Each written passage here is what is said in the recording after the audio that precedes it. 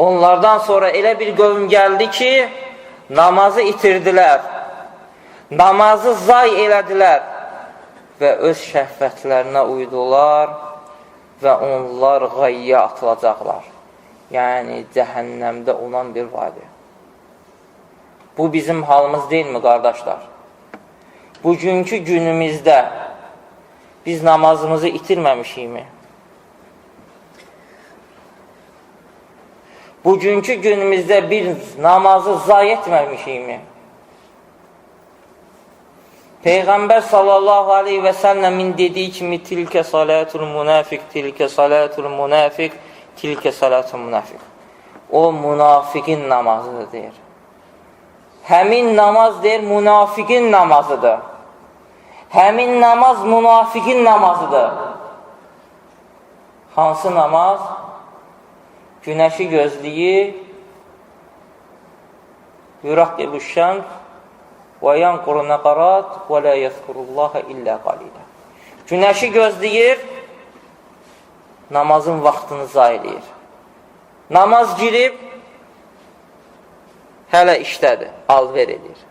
Namaz girib, çəkiş vurur. Namaz girir, beton tökür. Ta namaz vaxtı yatıb.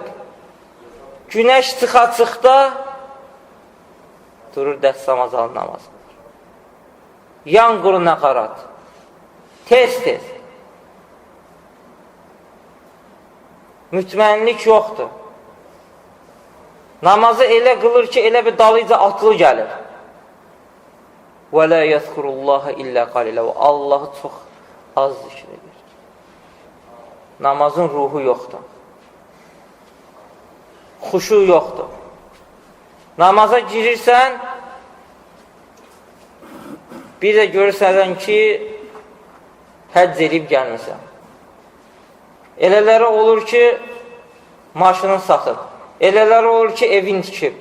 Elələri olur ki, evlərin uşağı olur.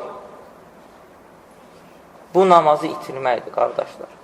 Həqiqətən bizim bugünkü halımız namazı itirməkdir. Həqiqətən biz namazımızı itirmişik. Namazımızı itirmişik. Yoxdur namazın ruhu. İqamə verilir, söhbət edir. Ticarət edir. Allah Teala bizi bağışlasın. İhlasla.com saytı tərəfindən təqdim olundu.